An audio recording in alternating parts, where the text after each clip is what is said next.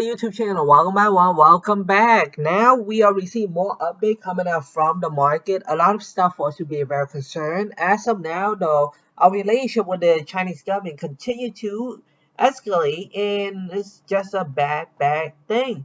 So a lot of fear are growing, a lot of uncertainty are growing, a lot of doubt are growing of how the US will respond to China aggression. So just recently, the U.S. just declared that we will continue to conduct our air and maritime transit in Taiwan Strait.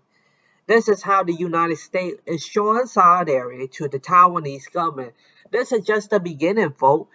So right now, the White House is reiterating the freedom of navigation transit. According to international law, this is what we are seeing. So, however, there is still a lot of conflict amid between two parties. We have seen how the United States responded to Ukraine and, and Russian aggression. We have seen, and now this is just another geopolitical tension that we will be continue to focus on, because Taiwan is very important and is playing a very critical role in serving the U.S. national security interests, because it is home to the largest advanced chip maker in the world, which is TSMC, which has the capability to create one of the most advanced chip that can power anything. So that's why Taiwan play a critical role, and the United States will continue to show solidarity toward the Taiwanese government. Let's look here. So the U.S. plan is to conduct new air and maritime transit in order to protect and to serve the Freedom of Navigation Act, which is according to international treaty and international law. That is what we are seeing. But however, China is still conducting military drill within the vicinity, posing a national security threat and also some macroeconomic threat that we will be content to talk about. So this is just a reiteration where the United States are planning to send more fleet to the region. So this is how the United States will serve and try to maintain peace to the best of their ability, because we don't want a war to be broke out. And once a war broke out, it's going to be a very problematic issue and a lot of difficult stuff for to be fixing. So that is what we are seeing here is one of our U.S. aircraft carrier, which is the US Ronald Reagon. So right now they are patrolling the South China Sea, trying to maintain peace. And this is what we are seeing. But as of now, though, a lot of tension are flaring up. Okay, why is tension continue to grow now? We are now seeing more U.S. lawmakers are now visiting Taiwan after Pelosi trip. This gonna exacerbate the situation. It's gonna exacerbate our relationship with the Chinese government here.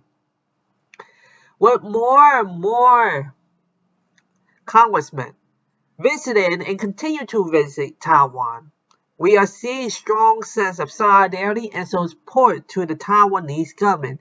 Here we are now seeing a U.S. Democratic House member, John Garriman, just shake hands with the Director General Department of North American Affairs here. This is what we are seeing.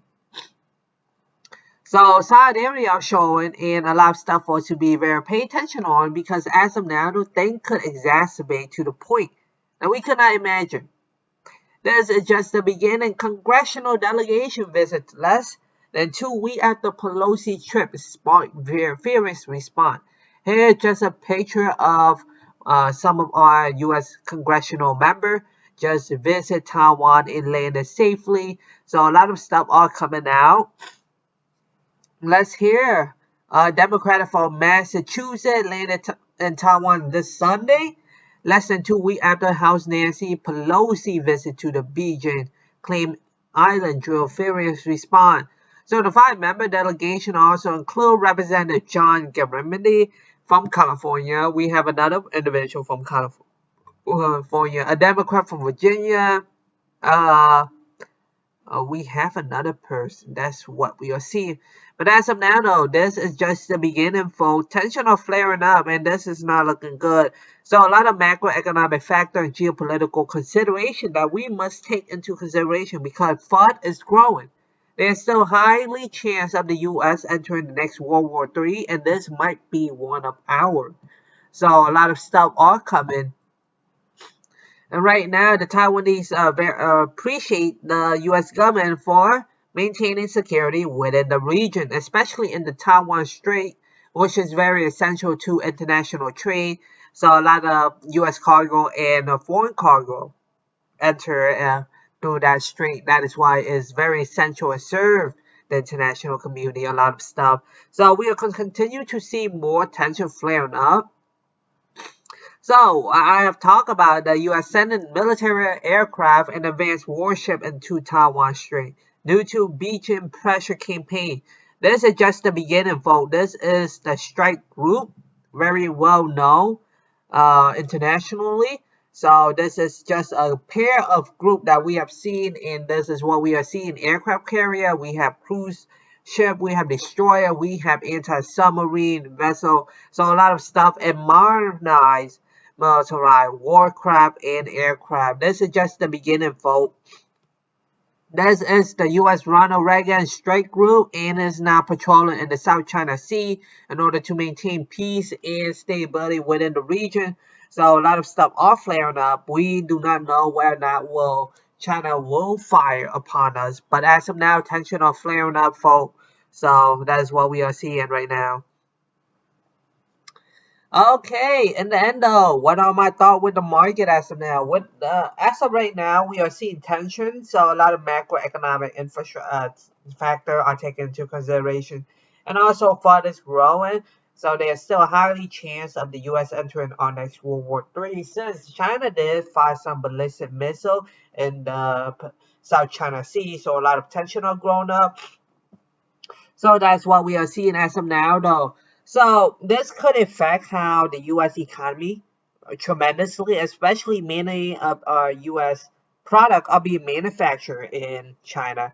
So a majority of it not taken into consideration. So that's what we are seeing.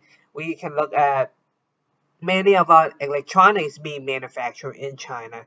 Our our car and many other stuff that we could not talk about because there's so many products that are being manufactured in China. And once we can disconnect ourselves from the Chinese government economy, it's going to be exacerbate situation for the U.S. economy if we cannot find another foreign country to replace China in advance.